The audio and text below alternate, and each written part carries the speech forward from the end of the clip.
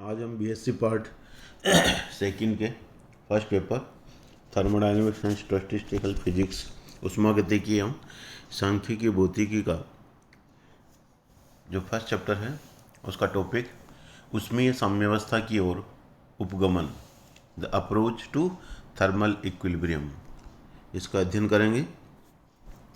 जानते हैं ऊष्मीय साम्यावस्था की ओर उपगमन का अध्ययन करने के लिए हम दो निकाय ए व ए डैश की कल्पना करते हैं। माना कि दोनों निकाय प्रारंभ में एक दूसरे के संपर्क में नहीं हैं तथा अलग अलग साम्यावस्था में हैं। इनकी माध्य ऊर्जाएं क्रमशः ई आई व ई आई डैश है। यहाँ आई का मतलब इनिशियल है, प्रारंभिक, ठीक है ना। ई फॉर एनर्जी और नीचे सब्सक्रिप्ट लगा रहे हैं, इसका मतलब ये ए निकाय की ऊर्जा है और ई एनर्जी, आई इनिशियल प्रारंभिक ऊर्जा और डैश लगा दिया, इसका मतलब ये ए डैश निकाय के लिए। तो यहाँ हम नोट्स में देख रहे हैं ई आई और ई डैश। ई आई डैश क्या है? ए और ए डैश निकाय की प्रारंभिक ऊर्जाएं हैं। अब दोनों निकायों के मध्य ऊष्मीय संपर्क स्थापित करते हैं। ऊष्मीय संपर्क का मतलब दोनों के बीच में ऊष्मा का आदान प्रदान होगा जिससे निकायों के मध्य ऊर्जा का विनिमय हो सके, एनर्जी एक्सचेंज हो सके। इस स्थिति में निकायों के मध्य ऊर्जा का विनिमय तब तक होगा जब तक कि प्रायिकता Pe का मान अधिकतम न हो जाए। माना कि अधिकतम प्रायिकता की स्थिति अंतिम अवस्था यानी फाइनल स्टेट में इन निकायों की माध्य ऊर्जाएं क्रमशः ई एफ और ई एफ डैश, पहले भी मैंने कहा है एनर्जी ई से व्यक्त करते हैं और अंतिम है उसको फाइनल लिखेंगे, इसलिए उसका सब्सक्रिप्ट लगा दिया एफ। तो ई एफ क्या हो गया?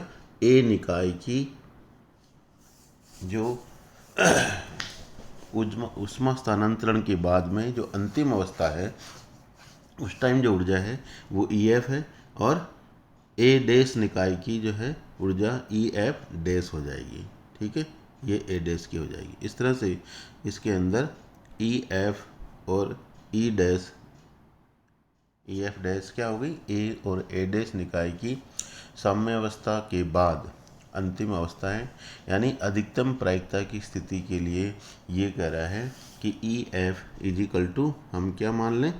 ई बार, और E F dash is equal to E bar dash. E bar यहाँ क्या है? माध्य ऊर्जा है ए निकाय की और ई बार डैश है ए डैश निकाय की माध्य ऊर्जा।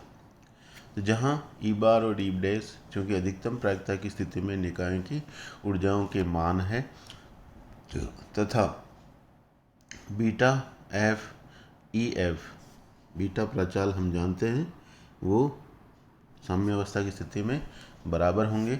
तो लेफ्ट हैंड साइड में ए निकाय का बीटा प्राचाल है, राइट हैंड साइड में ए डैश निकाय का बीटा प्राचाल है। वो दोनों क्या होंगे?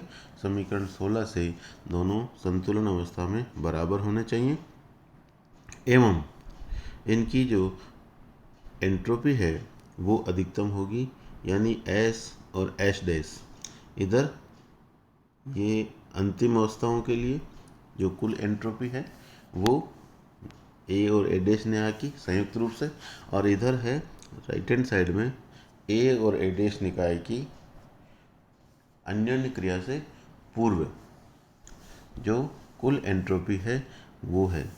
और ये कह रहा है अंत में जो एंट्रोपी होगी उसका मान प्रारंभ से ज़्यादा होगा या कम से कम बराबर होगा, यानी एंट्रोपी में परिवर्तन धनात्मक होता है। वो समीकरण 17 में बता रखा है। देखिए दोनों का जो अंतर है S E F minus S E I और S dash E F dash S minus, और इस तरह से यहाँ पे ये जो दिखा रखा है वो वापस मैं आपको दिखाऊं। ये ए निकाय की एंट्रोपी में परिवर्तन और ये ए डैश निकाय की एंट्रोपी में परिवर्तन, उनको डेल्टा एस और डेल्टा एच डैश कह दिया। दोनों के एंट्रोपी में परिवर्तन इस तरह से धनात्मक होगा, जिसको हम ग्रेटर देन इक्वल टू 0 लिख सकते हैं।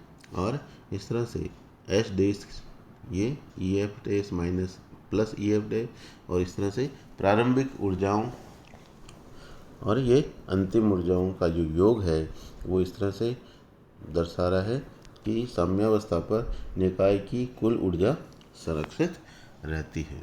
समीकरण 18 क्या कर रहा है, E F minus E I plus E जेप dash minus E I dash, वो इस तरह से 0 होगा।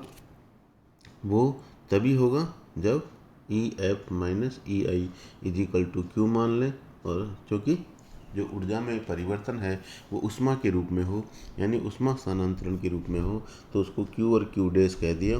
तो यहाँ से समीकरण 19 से आता है Q is equal to minus Q dash. तो 19 बताता है कि एक निकाय का उष्मा का अवशोषण करता है तो दूसरा निकाय समान उष्मा का उत्सर्जन करेगा।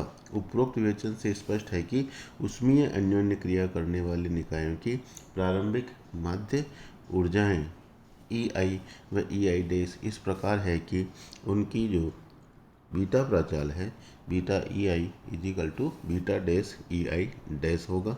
तो इस स्थिति में प्रायिकता P एवं एंट्रोपी S का मान अधिकतम होगा तथा दोनों परस्पर साम्यावस्था में होने के कारण उनके मध्य ऊर्जा का विनिमय नहीं होता है। प्रारंभिक माध्य ऊर्जाएं इस प्रकार है कि beta is equal to beta dash. तो इस स्थिति में P एवं S का मान अधिकतम नहीं होता है तथा दोनों निकाय साम्यावस्था प्राप्त करने के लिए ऊर्जा विनिमय करते हैं। यह विनिमय तब तक चलता रहता है जब तक दोनों निकाय साम्यावस्था को प्राप्त नहीं कर लेते हैं। तो इस स्थिति में E F is equal to E bar और E F dash is equal to E bar dash और beta is F equal to beta F dash. तो ये जो प्रतिबंध हम देख रहे हैं वो क्या कहलाता है, उष्मीय साम्यावस्था की ओर उपगमन का प्रतिबंध हो गया।